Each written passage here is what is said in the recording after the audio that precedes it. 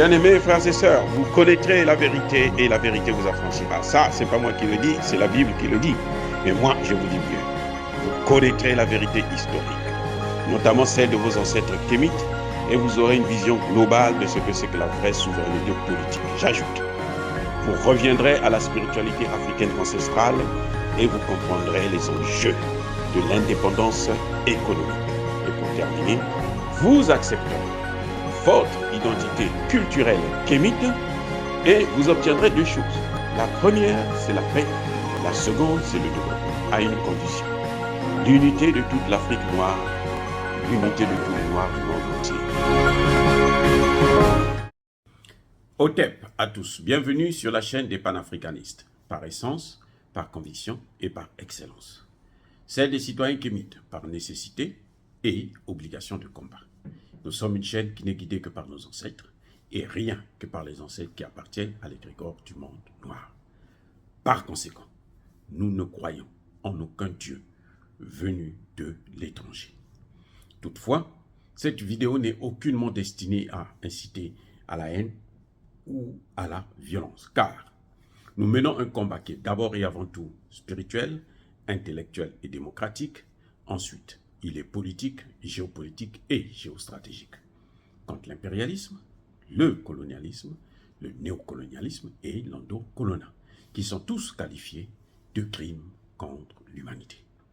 Nous menons ce combat sur la base du principe fondamental que nous avons hérité de nos ancêtres kémites, qui est celui de la Mahat, c'est-à-dire solidarité, vérité et justice.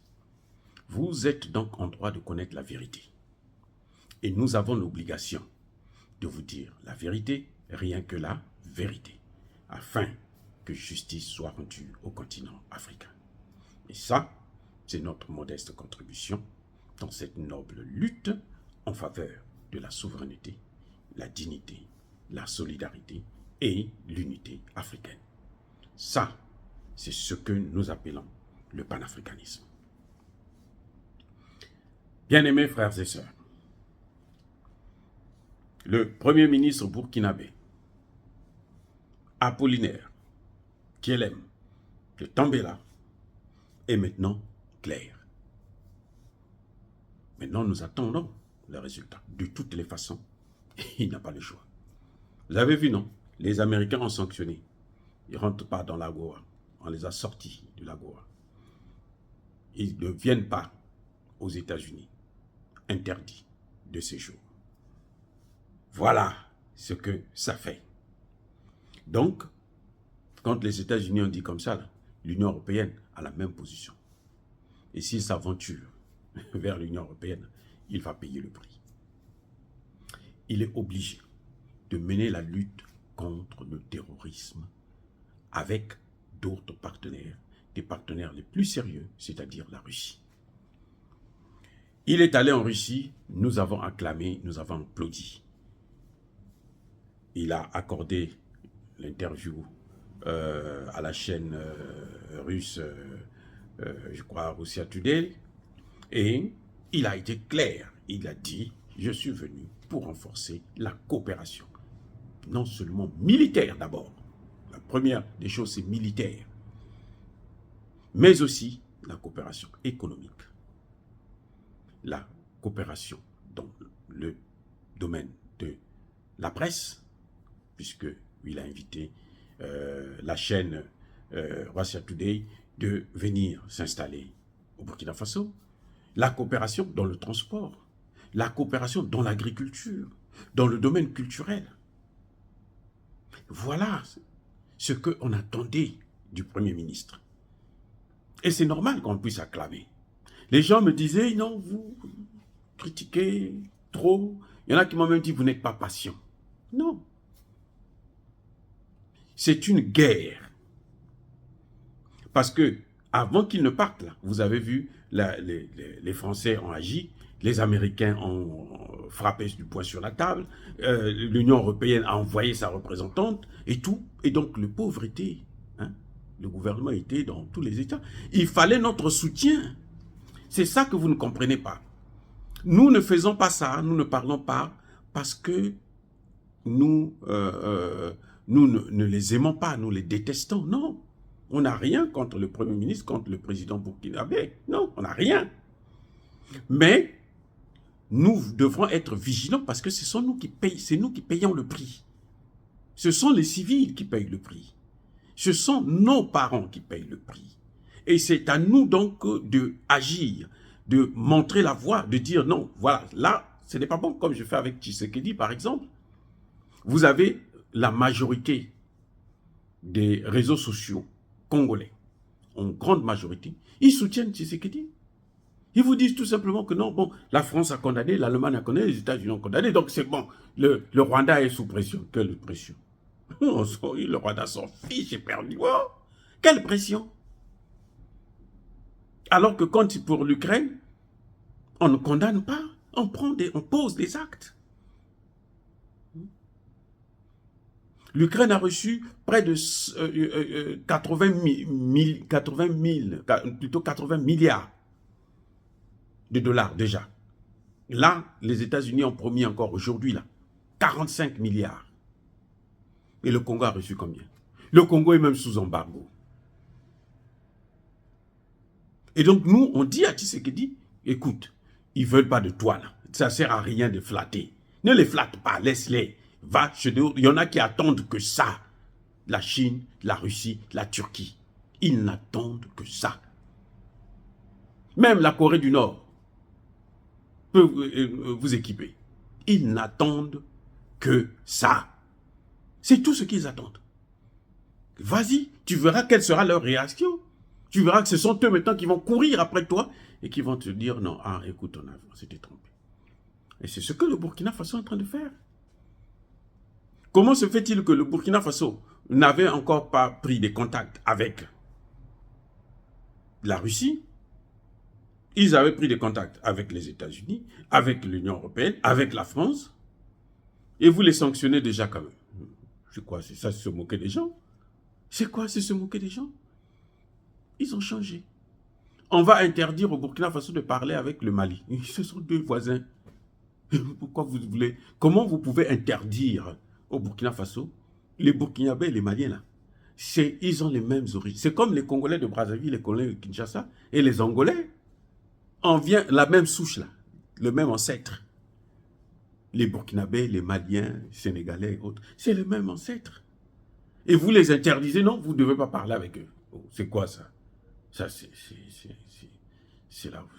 incroyable.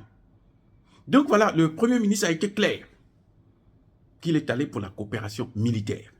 Maintenant, nous voulons les actes. Nous voulons que l'armée puisse être équipée, que les volontaires là puissent être équipés. C'est tout. On a dit que non, il y a déjà, les Ghanéens disent que les mines qui sont dans le sud du Burkina Faso, à la frontière avec le Ghana, ils sont en train d'exploiter. Tant mieux. Donnez ça aux Russes, qu'ils vous donnent les armes. C'est fait pour ça. Dieu nous a donné ces matières premières là, pour utiliser, pour faire pour ça. Pas pour que les prédateurs là, viennent mettre la main dessus. Ils prennent, ils vont développer leur pays et ils nous laissent dans la misère. Ils nous appauvrissent. Ils nous empêchent de nous développer. Ils nous demandent de ne pas avoir de partenaires différents que les leurs. Alors, c'est quoi? Non, monsieur le Premier ministre, c'est une très bonne chose. Nous sommes contents. Nous voulons maintenant que vous puissiez passer à l'acte, c'est-à-dire que qu'on puisse voir maintenant que l'armée burkinabé est équipée. Donnez-leur toutes les matières premières. On s'en fout. Les matières premières, là, c'est pour ça. Vous n'allez pas penser aux matières. Si vous êtes mort, si toute la population meurt, là, le pays 80%, plutôt 40%, bientôt 50% occupé. Mais à quoi ça sert les matières premières? C'est pour ça. Donnez-leur les matières premières, faites le travail. Voilà. Parce que de toutes les façons, si vous ne faites... Eux, ils sont en train de se préparer pour relancer encore l'assaut dans ces pays-là. Vous voyez comment ils sont en train de lancer l'assaut au Togo? On fait la pression. Au Bénin, on fait la pression. Pendant que l'autre voyou de Sissoko, lui, c'est une force anti-putsch. Parce qu'il croit que les États qui sont réunis là, ce n'est pas des États souverains. Mais ces pays-là peuvent sortir de la CEDEAO, il va faire quoi? Il va aller inventer quoi? Parce qu'il y a eu une force... Pourquoi il n'a pas envoyé une force anti-putsch en Allemagne? Récemment, il y a eu coup d'État en Allemagne. Ça a raté, mais il y a eu coup d'État quand même. Bref, monsieur le Premier ministre, n'ayez pas peur. Ce que vous avez fait là, c'est ce qu'il faut faire. Et vous êtes sur le droit chemin. Continuez dans cette lancée. Faites-nous venir les armes, faites-nous venir tous les gens qui peuvent nous aider à nous débarrasser des terroristes. On s'en fiche de ce que les autres vont dire. On s'en fiche de leurs droits de l'homme. Voilà, c'est clair. Nous, ce que nous voulons, c'est de se débarrasser du terrorisme. Ils ont eu plus de 200 ans. Vous comprenez? Depuis la colonisation et puis les indépendances et le néocolonialisme, là, ils ont eu tout ce temps-là. On ne parle pas de l'esclavage. Ils ont tout ce temps pour faire créer des armées en Afrique, pour nous doter des armées bien équipées. Ils ne l'ont pas fait. Ce n'est pas maintenant qu'ils vont le faire. La folie, c'est de faire les mêmes choses et penser qu'on aura un autre résultat. À bon entendeur. Salut. Oh, bien-aimés frères et sœurs, tout cela, c'est ainsi inciter à la haine ou à la violence. Non, Yaba, colère, Yamalem.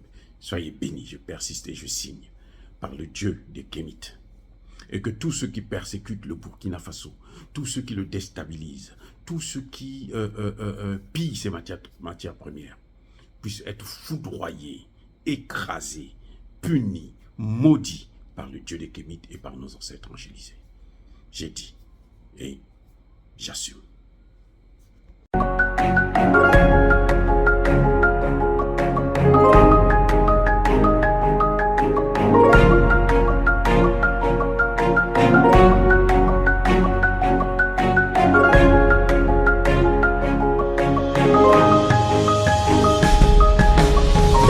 Eux, ils marchent par la foi et non par la vue. Mais moi, je vous conseille vivement de marcher par la connaissance scientifique et historique, notamment celle de nos ancêtres kémites, par les 5 sens et par l'intelligence. À vous, Apia.